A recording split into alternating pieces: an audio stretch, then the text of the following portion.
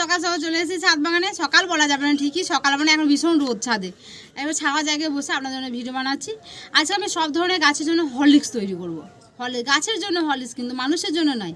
এই হরলিক্সটা কী দিয়ে তৈরি করবো সেটা আপনারা দেখে নেবেন। এবং তার সঙ্গে আমরা বাচ্চাদের হরলিক্স কী জন্য খাই থাকি, যাতে স্ট্রং হয় এবং হেলদি হয় বাচ্চারা, এবং ব্রেন যাতে ডেভেলপ হয়, তার জন্য আমরা কী করি, বাচ্চাদের হরলিক্স খাইয়ে থাকি।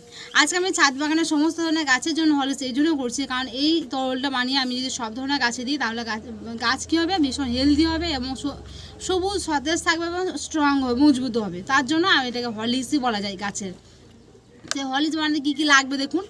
এখানে আমরা যে বাজার থেকে সরিষার খোল বা সরিষার তেল যেটা আমরা খাই, সেই ঘানি পিষিয়ে যে সরিষার খোল হয়, একদম আমি এটা যেখানে সরষে পেশা হয় সেখান থেকে নিয়ে এসেছি, 250 গ্রাম মতো নিয়ে এসেছি। 250 গ্রাম 10 লিটার আমি পানিতে ভিজিয়ে রাখবো। এবং আমার এই পানিটা দেখে বুঝতে পারছেন অনেকটা গ্যাপ আছে, কারণ কী বলুন তো, আমি যখন এই সরিষার খোলটা দেবো তখন কী হবে, একটু ফাঁপবে, তো তার জন্য আমি কী করেছি, একটু কমিয়ে পানিটা নিয়েছি। এর থেকে আমরা কম পানিও নিতে পারেন, কিন্তু যখন এটা যখন ফেপে যাবে 4-5 দিন পর আপনারা কী করবেন, দেখুন হলুদ মধ্যে কালার, একটা তরল কালার চলে আসবে।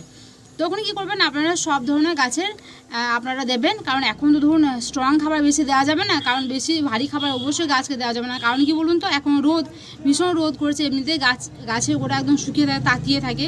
তার স্ট্রং খাবার দিলে গাছ কিন্তু মরে যাওয়ার সম্ভাবনা বেশি থাকে। তাই আমরা কী করবো, এখন স্ট্রং খাবার দেবো না, লিকুইড খাবার। এখন সব ধরনের গাছে শুধুমাত্র লিকুইড খাবার দেবেন। আর এর বিকল্প কিছু হতে পারে না, শুধুমাত্র সরিষার খোল ভেজা, এবং তার সঙ্গে আমার কিছু কলার খোসা আছে, সেটা আমি শুকাতে দিয়েছি ছাদে। সেটা আমি কি করব, এখানে কিন্তু ভিজিয়ে দেবো। কালকে আমি কলাটা খেয়ে খোসাটা আমি রোদে দিয়েছিলাম, ছোটো ছোটো কেটে, সেটা আমি রোদে দিয়ে দিয়েছি, ওটা আপনাদের দেখাচ্ছি। তার জন্য আমি প্রথমে ফার্স্ট এই যে সরিষার খোল, সেটা আমি কী করলাম, এখানে 250 গ্রাম মতো আমি সবটাই কিন্তু দিয়ে দিলাম। আর এই যে দেখতে পাচ্ছেন, আমি আমার ফুচকি তুলে নিয়ে এসে দিল, কারণ রোদ শুকাতে দিয়েছিলাম। দেখতে পাচ্ছেন কলার খোসা একটু পিঁপড়েও ধরেছে, কারণ মিষ্টি বুঝতেই পারছেন, তবে খুব বেশি নেই, 2-1টা রয়েছে। এটা আমি কিন্তু এই সরিষার খোলের সঙ্গে আমি কিন্তু ভিজিয়ে দেবো। ভিজিয়ে দেওয়ার পর 4 থেকে 5 দিন আমি রাখবো।